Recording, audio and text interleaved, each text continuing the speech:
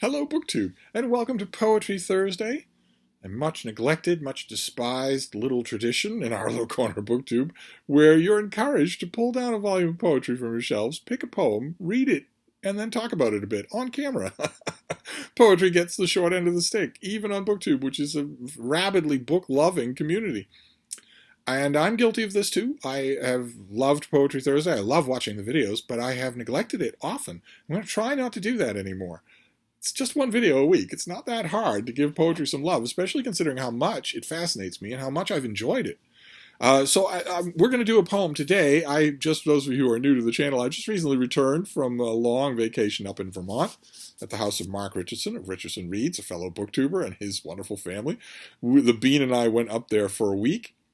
And then when our week was coming to a close, and I was sort of half-heartedly thinking, reluctantly, because it's wonderful up there, of leaving, a monster snowstorm clamped down on Boston. It only glancingly touched Vermont, but Boston was whiteout conditions, 2 feet of snow. No way to think about driving back into conditions like that. So we stayed for a while, we came back a week ago, and I reacclimated for a while, and then I got hit with I got hit with a monster deadline while I was up there in Vermont, but it became real once my host drove away. Suddenly I was on my own. I was like, oh yeah, this is real. I actually have to do this. But still, I thought I would pick a poem about homecoming, or about home, the subject of home in general, and I was helped in that regard by a new anthology that I wanted to show you. This is from Everyman. This is one of these pocket editions of Everyman that are really quite nice. Again, you could do worse than to make a whole set of these things, to get a whole set of them. They're really well put together. This is No Place Like Home. It's an Everyman pocket edition of poems about home. A little bit hokey, but lots and lots of great selections in here. I was thumbing through here. It's really nicely done. They really are pretty. They've got the cloth bookmark and the artwork, on both sides. They're really well done, these little things. And they're on a wide variety of subjects. But I picked a poem by Philip Larkin, who is a kind of a mid 20th century poet of the type. There's a 20th century poets. There are a handful of them that I am grappling with, slowly and concertedly grappling with them to try to get them. I'm trying to figure them out and learn how to appreciate them. There's a handful of them there's a handful of them that I get. There's a handful of them that I have not gotten. They have always struck me as kind of dude bro poetry. The kind of thing that if you have to make this much special pleading to teach me how to like it, it's probably not that good. But critical appraisers whose judgments I really respect, like a lot of these poets, so I've been going over Auden again, for instance, continuously grappling with T.S. Eliot, and Larkin. I'm coming to Larkin, and also Wallace Stevens. And I thought we'd try one of his poems. These are odd poets. These men in their suits with their dyspeptic faces and the rogering of their friends' wives and whatnot. They're an odd group. They are caught in between the Scylla and Charybdis of the 20th century, because they are absolutely children of beautiful formalistic patrimony that they are at pains, a lot of them, to either hide or disguise or run from in the face of the beats and postmodern garbage that has completely subsumed poetry, and poetry has not gone back. The shape of poetry has changed to it's completely confessional, it's completely irenic, it's completely talentless, it has no form. These are poets who were schooled and breathe and eat and sleep form, and it's very interesting. There are all sorts of tensions below the surface and in their poetry biographies that I am loving. I'm loving exploring this world. I'm doing it off camera. I'm doing it very slowly, very incrementally, sort of feel my way around, and I'm loving it. I'm having a blast doing it, and I'm coming to Larkin. I've spent, I admit, most of the last year with Auden, but I'm coming to Larkin. So we'll go through this poem and see what we think of it. The poem is called I Remember, I Remember.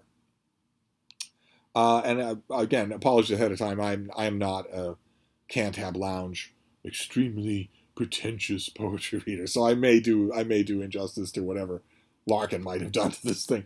Let's see here. So the setting is a train. to give you a little two passengers, two friends who are on a train. Coming up England by a different line for once, early in the cold new year, we stopped, and watching men with number plates sprint down the platform to familiar gates, "Why, Coventry," I exclaimed. "I was born here." I leant far out and squinnied for a sign that this was still the town that had been mine. So long, but found I wasn't clear which side was which. From where those cycle crates were standing, we had annually departed for all those family halls. A whistle went. Things moved. I sat back, staring at my boots. "Was that," my friend smiled, "where you have your roots?" "No, only where my childhood was unspent," I wanted to retort. "Just where I started. By now I've got the whole place clearly charted. Our garden, first, where I did not invent blinding theologies of flowers and fruits, and wasn't spoken to by an old hat. And here we have that splendid family I never ran to when I got depressed. The boys all biceps and the girls all chest.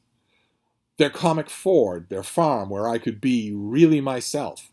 I'll show you, come to that, the bracken where I never trembling sat. Determined to go through with it, where she lay back and all became a burning mist. And in those offices my doggerel was not set up in blunt 10-point, nor read by a distinguished cousin of the mayor, who didn't call and tell my father, there before us we had the gift to see ahead. "You look as if you wished a place in hell," my friend said, "judging from your face." "Oh well, I suppose it's not the place's fault," I said. "Nothing, like something, happens anywhere."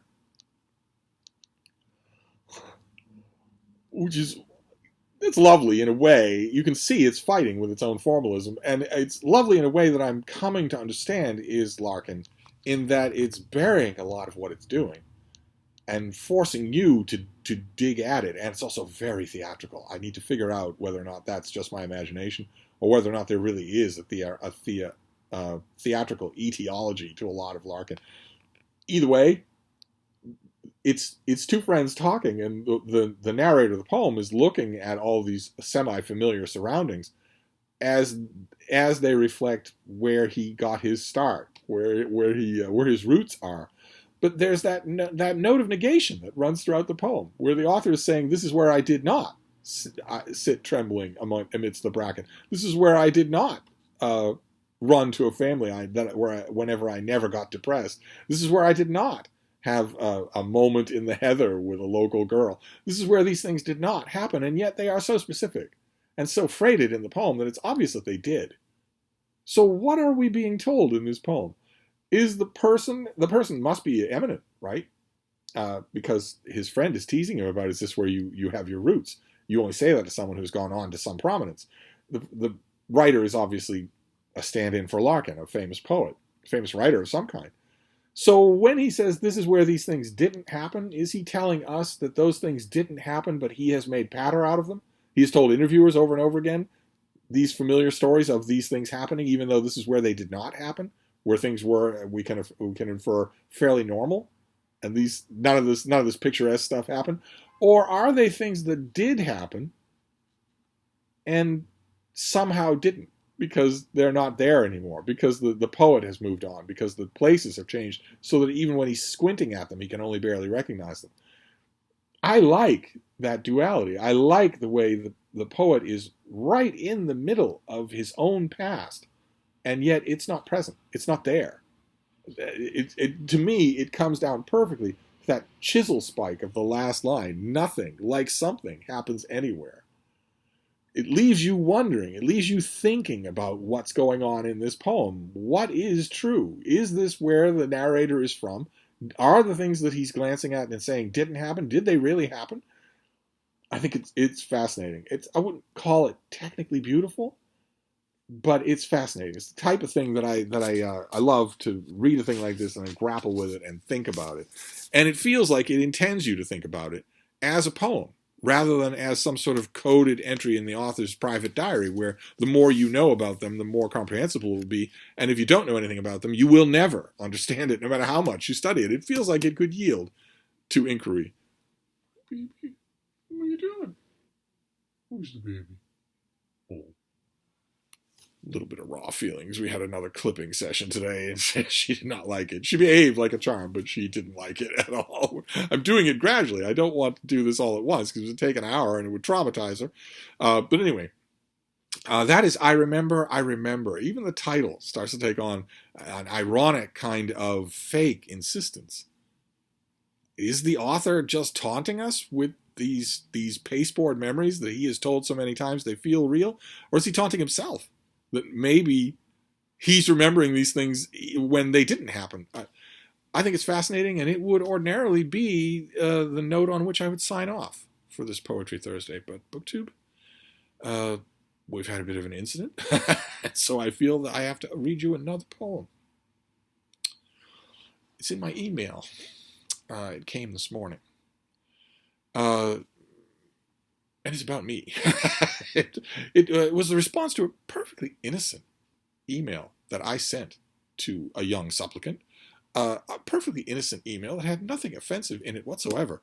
And in response to that perfectly innocent email, I got a poem, a long poem that takes a dark turn, as I think you'll see. I'm not going to give you any clues as to who the author of this poem is, but I will read it to you.